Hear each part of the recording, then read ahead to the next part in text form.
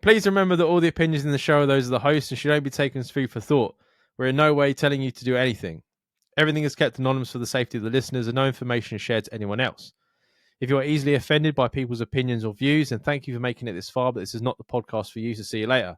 And please enjoy the rest of the show.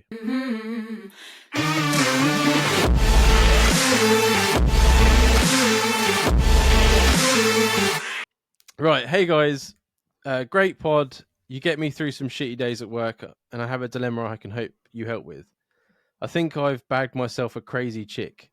She seems lovely to start with and was always very intense about spending time together, but after my last girlfriend, that was a breath of fresh air.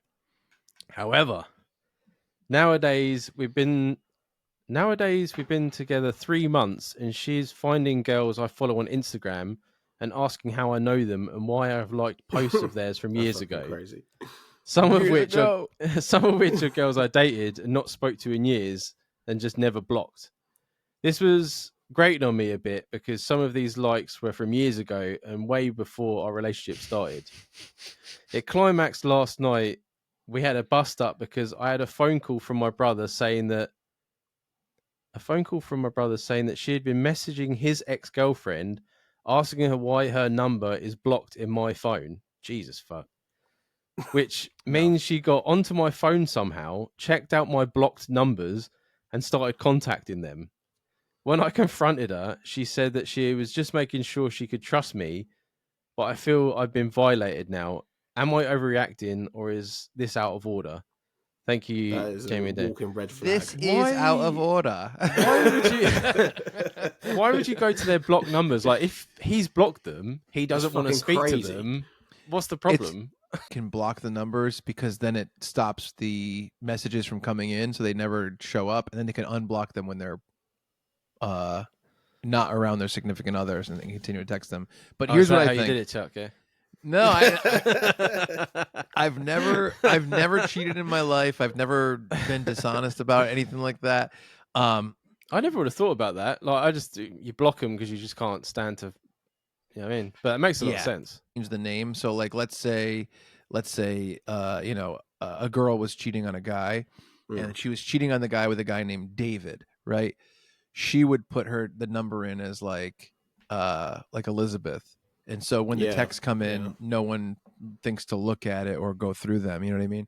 Mm-hmm. People do that, but it's funny. I always thought, like, in a relationship, sometimes you can be with someone who has some sort of, like, they're great for the most part, but then they have some sort of bizarre issue. In this case, it's like some weird insecurity where this person is clearly violating their significant other's privacy and, like, being really crazy. Yeah. I always wished it was, like, normal in relationships to have, like, a relationship therapist or some kind of third party there that they could talk to, because if you, like, let's say this girl, let's call this girl Tanya, and let's call this guy Michael. Yeah. If Tanya's like, oh, I think this behavior is appropriate, this is how you check up on your significant other, and Michael's like, no, it's not. It's really hard for him to convince her that he's right about what's appropriate and she's wrong about what's appropriate. Yeah, it sounds like it's like how do you take that, even though the general public would be like, no, she's being really inappropriate. She's had some trauma though. That's what that is, isn't it? That's like, oh yeah, for trauma. Sure. Yeah, someone's definitely cheated on her.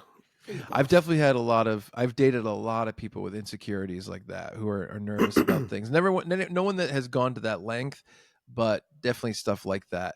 And yeah, I don't know how you convince her, but that is way over the line. It's fucked up. The privacy thing is fucked up. The distrust is fucked up. Yeah. You're making your relationship look bad by communicating with these people in this way. Yeah. So I think you gotta maybe, I mean, even if you have a talk with her and you're like, listen, your behavior is problematic. This is not okay. This is way over the line. If she says you're wrong, then you have to say, listen, it's way over the line for me. So if we want to do this relationship, like, this is unacceptable behavior. Yeah. Yeah.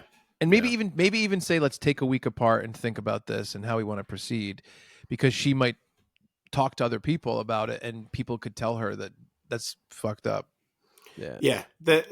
Like, it's not whatever you do, if you do end up breaking up, it's not going to go well. Like she's going to be, if she's acting crazy now, wait until you fucking end it with her. Yeah. She'll be ripping your clothes up and stuff like that. But yeah, it's red flags all over the shop, man. Like I've had, same as Chuck, I've had protective girlfriend, and I've also been overprotective in relationships as well. And talking from someone that's been in that situation, I would say it's not worth the hassle. If you're going through that hassle now, 3 months in, and she's not willing to change or compromise, then it's not worth hanging around. Like I would see that as like 3 years later, you ain't gonna have a phone. yeah, exactly. In the last 3 years. This upsets me in a way though, because like she's clearly had some past trauma. So it's like you don't want to be with her because obviously it's not healthy. But then also, if she's nice, you sort of think to yourself, like, well, is it fair to be like, I don't want to give her a chance because she's clearly that's what hurt? that's what I'm trying to think of. If she's great in all these other ways, but she's just super insecure. But I mean, if she's like that, then she needs to obviously find help to be like, to get over the sort of, and is that your responsibility after 3 months? I don't really. When me and Charlotte first got together, I was a bit of a pain in the ass as regards to like being overprotective with things, especially because we worked together. So a lot of the guys that I knew was working with her as well. And it took, she had like, we had an argument one day, and then it took her turning around and saying, look, if you carry on the way you're going with this behavior, then we're not going to go far into the relationship. And that turned my mentality around. And I think that's the only way you can really approach it. Yeah.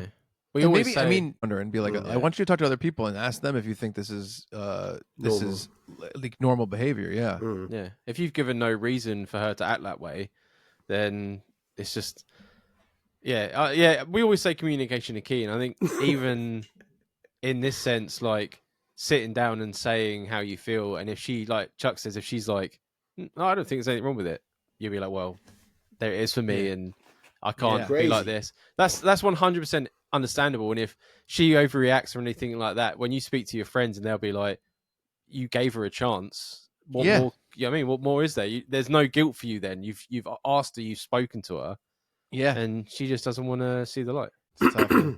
But man, it was definitely an interesting email, and it gave us a couple of laughs, so thank you very much. Hell yeah.